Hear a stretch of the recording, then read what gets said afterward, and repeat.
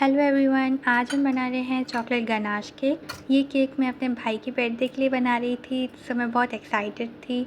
और ये केक मैंने अपनी बेकिंग क्लास में सीखा था एंड ये बहुत सॉफ्ट केक बनता है। सो जिनको हार्ड केक की शिकायत होती है, सो आप ज़रूर इस केक की रेसिपी को फॉलो करें और जो भी टिप्स एंड ट्रिक्स मैं बता रही हूँ इस रेसिपी में, आप उनको ज़रूर फॉलो कीजिएगा एंड इंशाल्लाह आपका केक भी बहुत सॉफ्ट बनेगा। केक बनाने के लिए 3 एग्स को मैंने एक बाउल में डाला है और उसके साथ ही मैंने इसमें 1 कप प्लस 1/3 कप चीनी का डाला है। इन दोनों को हम इतना फेंटेंगे, इतना आपने बीट करना है कि आप देख रहा कि पिछला मिक्सचर येलो था और इसको बीट कर करके हमने इसको लाइट एंड फ्लफ़ी बना दिया है।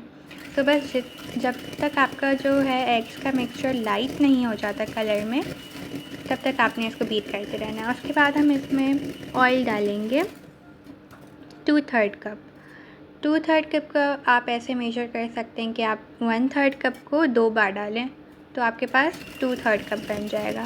लेकिन इसको आपने ऑल इन वन नहीं डाल देना है, आपने इसको थोड़ा थोड़ा करके डालना है और इसको हम बीट कर लेंगे।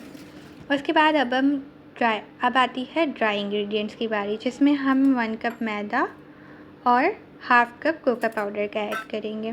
और मेरी वीडियो यहाँ पे कट हो गई थी, पता नहीं कैसे। हमने इसमें 1/4 टीस्पून बेकिंग सोडा का और हाफ़ टीस्पून बेकिंग पाउडर का भी डाला था। अब इसको छान लेंगे और अच्छे से मिक्स कर लेंगे। अच्छा, केक को कभी भी ओवर मिक्स नहीं करते हैं। जब बस आप देखेंगे सारे ड्राई इंग्रेडिएंट्स मिक्स हो गए हैं तो आप अपनी मिक्सिंग बंद कर दें।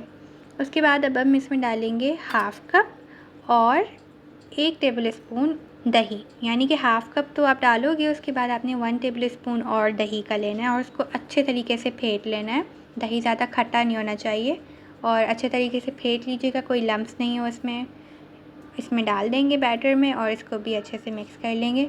बस ज़्यादा मिक्स नहीं करना, आपने उतना ही मिक्स करना है कि जब आपको लगे कि सारी चीज़ें आपस में अब अच्छे से मिक्स हो गई हैं, तो अपनी मिक्सिंग आपने स्टॉप कर लेनी है। जो हार्ड केक की कंप्लेन होती है ना, वो इसी वजह से होती है कि आप अपने बैटर को बहुत ओवर मिक्स कर लेते हो। सो मिक्सिंग बस इस पॉइंट तक करें जब तक सारे इंग्रेडिएंट्स आपस में अच्छे तरीके से मिक्स नहीं हो जाते। मेरा केक बन गया था पूरे 45 मिनट्स के अंदर।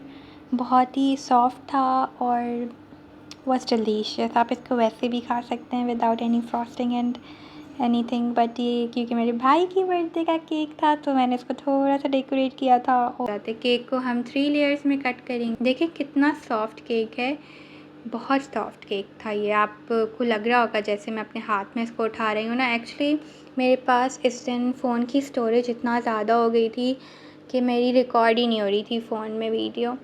देन फिर मैंने अपनी मम्मा का फ़ोन यूज़ किया, उसमें हाफ़ वीडियोस बनाई, हाफ़ वीडियोस मैंने अपनी फ़ोन में बनाई। उसी टाइम में वीडियोस को डिलीट भी कर रही हूँ, कुछ पिक्चर्स, कुछ वीडियोस को डिलीट कर रही हूँ कि किसी तरह मेरी वीडियो कंप्लीट हो जाए। जो हमने फ्रॉस्टिंग रेडी किया उसके लिए आपको 1 कप व्हिपिंग क्रीम ले लेनी है, उसको थोड़ा सा बीट कर लेना है पहले। फिर उसमें आपने 2 tablespoon of cocoa powder डाल देना है और दोबारा बीट कर लेना है जब तक आपके पास स्टिफ पीक्स नहीं बन जाते। अब हम केक की लेयरिंग कर लेंगे और हर लेयर में आपने शुगर सिरप ज़रूर लगाना है, इससे आपका केक जो है और सॉफ्ट हो जाएगा।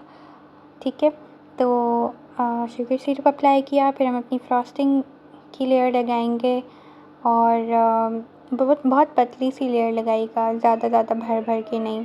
एंड देन फिर again cake, again sugar syrup, फिर फ्रॉस्टिंग, फिर केक रख देंगे टॉप पर। आप देख लीजिएगा वीडियो में सब दिख रहा है, जब तक मैं आपको बाकी की स्टोरी बताती हूँ कि आगे क्या हुआ था। इसी वजह से आप लोगों ने नोट किया ना, जैसे वो मेरी ड्राई इंग्रेडिएंट्स वाला जो स्टेप था उसमें बेकिंग पाउडर वगैरह रिकॉर्ड ही नहीं हुआ, क्योंकि मेरी फ़ोन में इतनी ज़्यादा स्टोरेज हो गई थी, इतनी सारी रेसिपीज़ में रिकॉर्ड करने लगी थी। और ना रिकॉर्ड तो कर लेती थी मैं, पर एडिटिंग मुझसे बहुत सुस्ती हो रही थी मुझसे, तो वो जमा होती गई एंड फिर कुछ और रिकॉर्ड ही नहीं हो रहा था। फिर मैंने मम्मा का फ़ोन उठाया, उसमें हाफ़ रिकॉर्ड किया, हाफ़ मैंने अपने फ़ोन में रिकॉर्ड किया एंड स्टोरेज ज़्यादा हो गई थी ना, तो मेरी फ़ोन में जो है फ्लैश भी नहीं जल रहा था। सो बिल्कुल, एक तो मेरा ये जो किचन है वो ब्लैक कलर का है, ऊपर से मैं केक भी चॉकलेट बना रही थी और अंधेरा भी हो रहा था। उफ़, सारा इतना अंधेरा लग रहा था, ऐसा लग रहा था कि पता नहीं किसी कुएं में बैठ के मैं केक बना रही हूँ। तो फिर मैंने अपनी बहन की फ़ोन उठाई, उसमें फ़्लैश जलाई एंड मम्मा के फ़ोन से मैंने बाकी की रेसिपी रिकॉर्ड की। उफ़! इतना हेक्टिक डे था वो।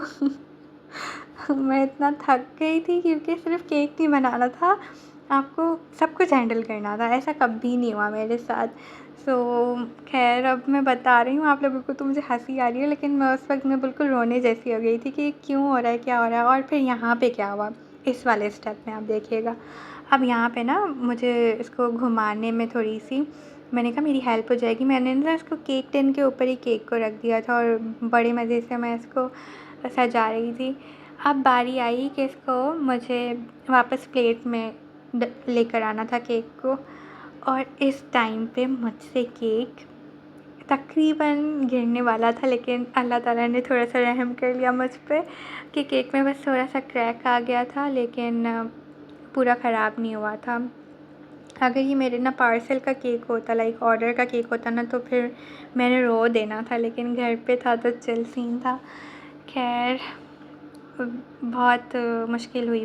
फिर दूसरा मसला आया चॉकलेट ड्रिपिंग का। चॉकलेट ख़त्म हो गया था चॉकलेट गनाश के लिए, तो अब मुझे था कि मुझे इसको डेज़लिंग इफ़ेक्ट देना था, पर चॉकलेट इतना ज़्यादा नहीं था कि मैं उसको केक के ऊपर डालूँ और वो डेज़ल हो जाए। सो मैंने चालाकी की, मैंने पहले कॉर्नर्स में डेज़ल कर लिया ताकि वो ड्रिपिंग वाला इफ़ेक्ट आ जाए, एंड देन सेंटर में बहुत कम पड़ गया। फिर मैंने उसको फ्रॉस्टिंग के साथ ही मिक्स करके एक शाइनी सा इफ़ेक्ट दे दिया। वेल केक देखने में भले अच्छा ना लग रहा हो बिकॉज़ मेरे पास चीज़ें नहीं थी, लेकिन खाने में बहुत ज़्यादा टेस्टी था। इतना मॉइस्ट, इतना सॉफ्ट था, मेरे भाई को बहुत अच्छा लगा था। और hope so recipe was helpful for you. मैं डिस्क्रिप्शन में सारी चीज़ें डिटेल में दोबारा मेंशन कर लूँगी ताकि आप लोगों को ईज़ी हो जाए, क्योंकि मैंने इतनी बड़ी कहानी सुना दी, सो आई गेस कुछ मिस आउट ना हो जाए। But do try this. Bye bye.